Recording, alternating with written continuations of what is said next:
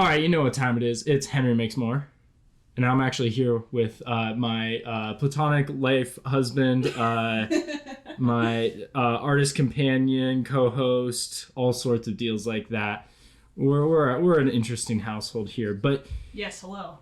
Yeah, do you want to introduce yourself? Yes. Anything you gotta say? I'm Beck. I'm the queer platonic husband. Yeah. The roommate, the co-host of the podcast, literally, I'm your world. Hey, yeah. What are you talking about? Bro, watch this. Watch this. I'm gonna close my eyes. Guess what I see? What, bro? I see nothing, bro. Bro, why? That's because that's what my world's like without you, bro. Oh, shit. Oh. But today you were telling me about this situation that happened a couple years back. Yes. Right? You had like a crazy night. What was it? So basically a month or so after I turned 21, I hadn't figured out how to handle myself yet. Mm-hmm. So I was getting wild, getting crunk one night, grinding up on all these honeys or whatever. Yeah. And I don't know how it happened, because we're pretty landlocked. Uh-huh. Yeah, here in Montana. Yes. Yeah.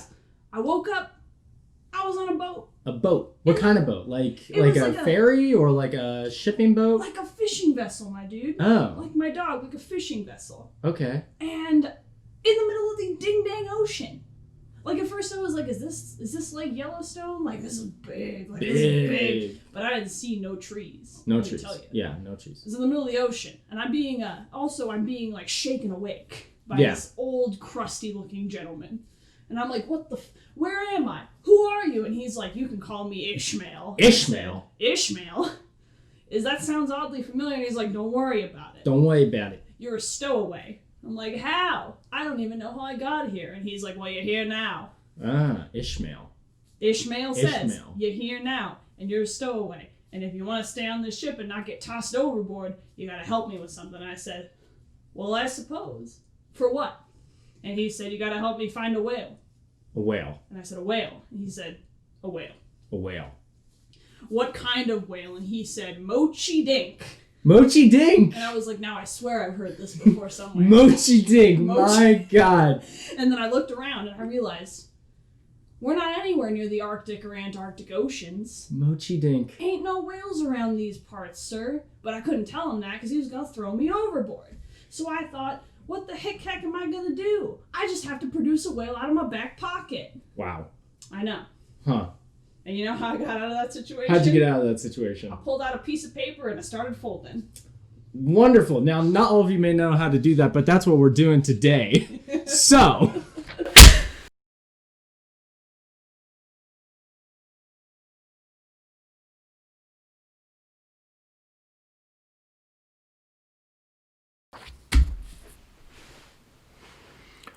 Alright, the camera's been giving me issues, but we will try this one more time. So we're just going to start by getting a square piece of paper, just like that.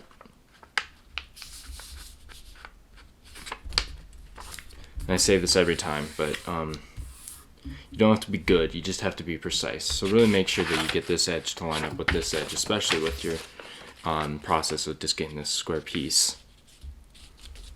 Now I'm just going to crease this so that I can rip it off. Just like that. Get that out of the way. And now we have our square piece of paper with one diagonal line going from corner to corner. We're going to put in another diagonal line or crease going from these two corners right here. Just like that.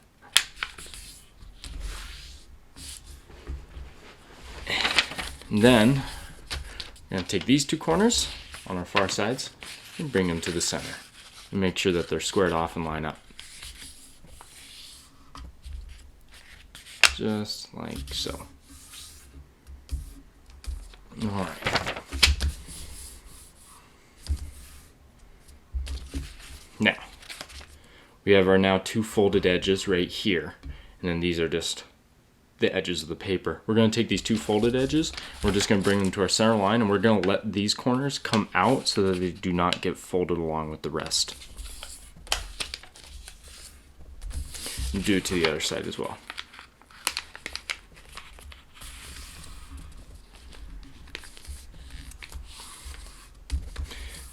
With this whole piece, we're just going to take it, flip it over, and fold it in half.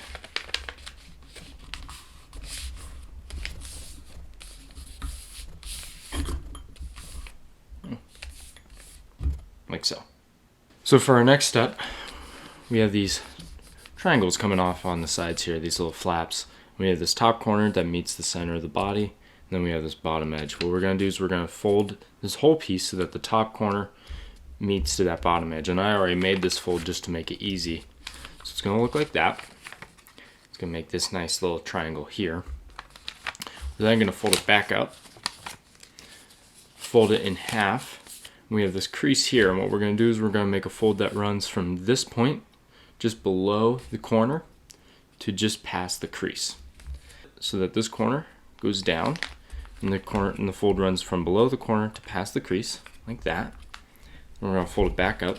We're going to have a mountain fold on this side and a valley fold on that side. We're going to make the valley fold into a mountain, and so it's going to fold down in between the layers just like that. And so now, we're going to take this first flap and we're going to kind of fold it right back over, trying to keep our previous fold in place, just like so. It's going to create this little notch, and you can take your fingernail and you can kind of push in there to reinforce that notch and really make sure that it forms itself. And then push that whole piece flat, like so. And so from here, we're going to form the tail fins, and then we're also going to form these side fins and the head. So what we're going to do first is we have these open kind of areas on this and this straight edge right here on the fin. We're going to go to the side opposite of the straight edge of the fin. We're going to take this corner, we're going to take this triangle right here, and we're going to fold it back under the whole body like so, and fold that back in half. Next, we're going to make a fold that runs from this point where we made our dorsal fin notch. We're going to make a fold that runs from there to just right above these two corners down here. And this we don't go to the full corners because this helps kind of develop a better little shape for the tail fin, one that's more accurate to real life. Really, that's what origami all is, right? Is like kind of imitation in a sense. Sometimes a bit more artfully than others. Alright, so we're going to fold that, fold it back up, and we're going to fold it down in between the layers. So once again, making this valley fold into a mountain, folding it down in between, like so.